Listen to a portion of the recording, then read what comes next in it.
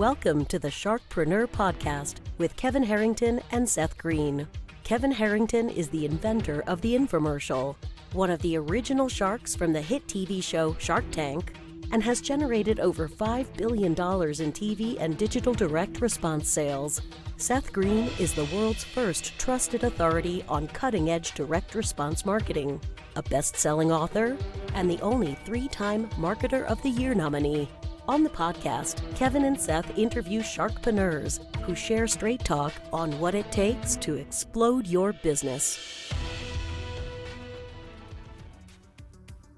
Why do so many businesses struggle while others seem to explode overnight? Do you wish you had the secret to this type of exponential growth?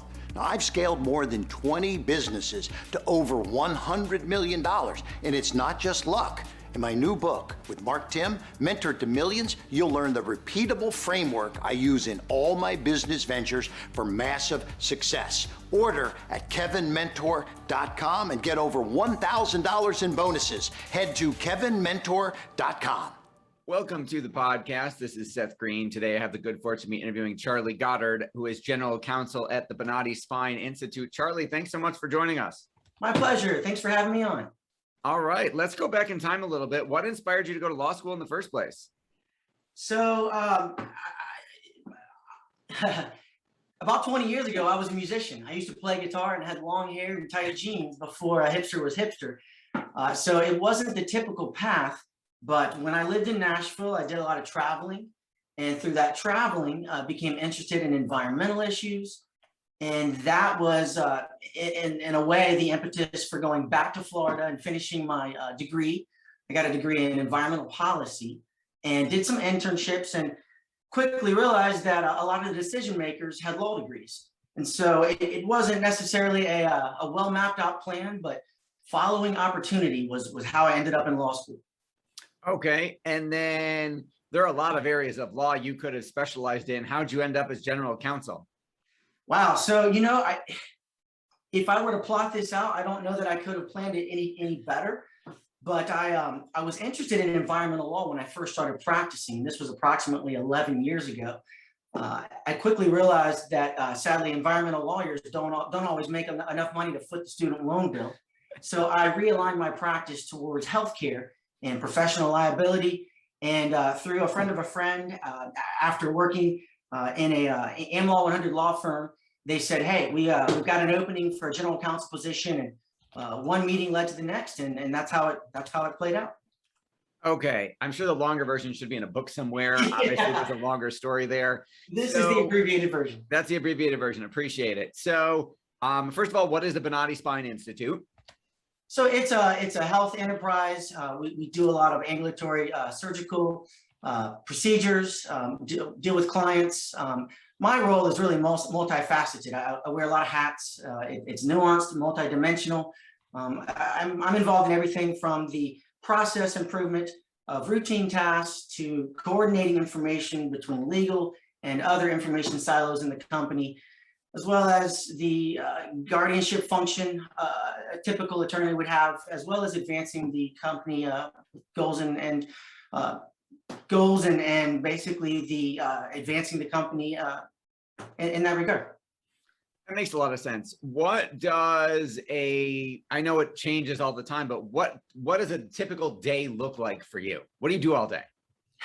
That's the great thing about my job is there is not a lot of typicality in what I do.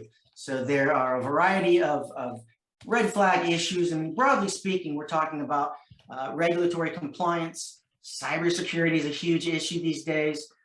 In general, crisis management, brand protection, mitigating and responding to a variety of risks. And beyond that, anticipating vulnerabilities and ensuring that I'm partnering with the executive team to make sure that the best decisions possible are being made. All right. So you probably like the fact that it changes all the time and there's always something different that you're dealing with. What are some of the issues that have come up for them that you've had to help them navigate legally? Certain. So I manage not only internal legal issues, but also outside counsel. So we're looking at costs, we're looking at making sure that everyone's interests are aligned. I'm looking at streamlining operational processes. So a lot of that is looking at, where do you identify inefficiencies? And so, for example, sometimes it's a matter of going through policies. I've been with this company for 6 years now, and that's a big part of what I do is I'm looking at, of course, like I mentioned to you earlier, identifying and anticipating, predicting vulnerabilities, but also going through our policies and procedures, making sure that where recalibration is necessary to meet the changing trends in a constantly evolving healthcare industry, that we're doing so and responding to those as necessary. And then what about, do you get involved with, you mentioned internal. So is that HR, is that benefits? How does that work? All of the above. So we have multiple departments. It could be the clinical side. It could be the records department. It could be our risk management. For example, our ambulatory surgical center, as a function and condition of their licensure, we have a risk management department. And so there are often questions that come from various departments. And that's really a huge part of my role, is integrating legal knowledge and compliance with all of the various functions and various departments of the company. And then does that have anything, the Spinal Institute, obviously they've got significant liability and malpractice insurance, I'm sure. Do you get involved in, God forbid, if there's let's say a claim against the company? Sure. So that's one of the many spokes of the wheel, so to say. So, liability is any successful company is going to be concerned with, and certainly want to have a plan in place for responding to any issues where there's a claim or any potential liability issues. And that's a huge part of what I do, but certainly not the only aspect. And then with all the success both you and the company have achieved, what's your biggest challenge now?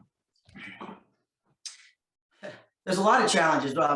I would say one of the biggest challenges is beyond understanding the healthcare industry and beyond understanding the company and the multiple aspects of the company.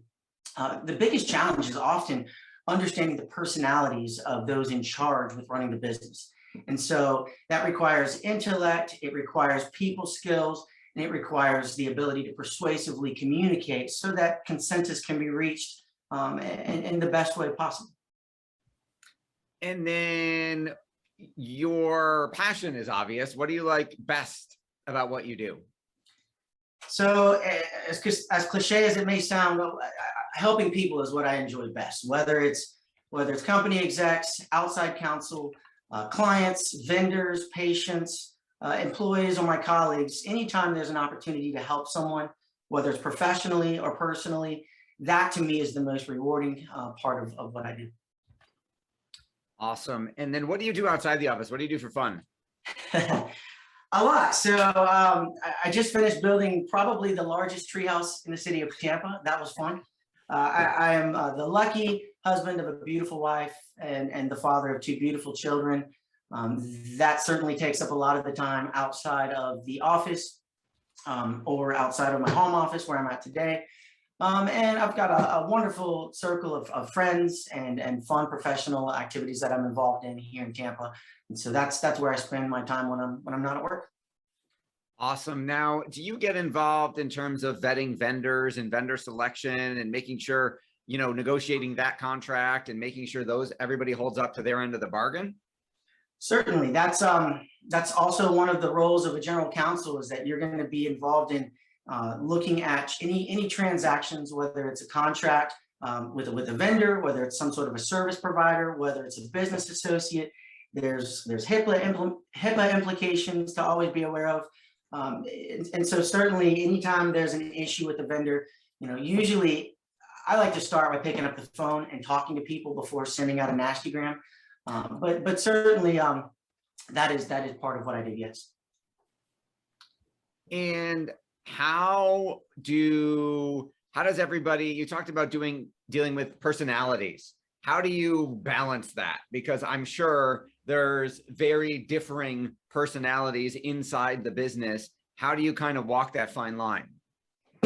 So it's it's not as easy as it may sound, and maybe it doesn't sound easy, but getting to know someone starts with trust, and that takes time. So I think there are different degrees of trust, but after about 6 months, you get a pretty good handle on what someone's personality is and what's going to be important to them. And so learning how to communicate in a way where they feel like they're being acknowledged, while at the same time remaining in the confines of your ethical requirements, the professional rules of conduct, and persuasion. The ability to be persuasive is huge. And that also requires communicating well and sometimes communicating quickly versus a long drawn out something that's going to be not interesting to the executive team. Your job is not 9 to 5. You've got to balance a whole lot. How do you juggle it all? I wonder the same thing sometimes. No, I think you have to have a plan and then be willing and able to adjust and adapt, because your plan will always get changed. But once you have a plan and you have a schedule, that it's really as simple as being able to adapt and be willing to be open to change. You've got to keep on top of trends, not only in the legal industry and developments there, but also in the industry of the Spinal Institute. How do you stay on top of both? It's a constant juggling act. There are many opportunities for me to speak with our physicians, speak with outside experts. We're looking at peer-reviewed literature, where trends are going, not only in the legal world, but also in the medical world. And if there's one area of medicine that has changed drastically over the last 20, maybe even 40 years, it's certainly spine surgery in the outpatient surgical centers. What do you find is the biggest misconception people have about what you're doing?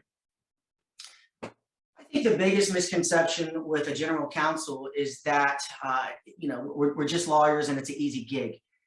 General counsel are not just lawyers anymore. They're collaborators, they're integrators, they're business advocates. And so that to me it's one of the most challenging aspects, but also it's surprising in the sense that you're not just a lawyer, you're far more than that. It sounded like from your description earlier, there's a whole lot of business management. I mean, you touch so many areas. There's HR, there's not just a legal, but there's HR, there's business development, there's all of those, there's vendors, there's all of that kinds of things. It sounds like you have roles, parts of your role are operations, parts are finance, parts are legal, parts might be marketing. You kind of have to do a little bit of everything, right? That is correct. That is correct. They didn't teach you that in law school. No, you learn none of this in law school. It's trial by fire. It's facing a hose, 100 miles an hour all the time. And that's why it really comes down to being able to juggle, being able to assess what is important, what is maybe less important, and prioritize every challenge, because nothing's easy. Nothing's going to be mapped out. There is no 1, 2, 3, how to. Each situation has to be assessed in its own and by its own merit. You are advising your clients every day. What's the best advice you've ever gotten?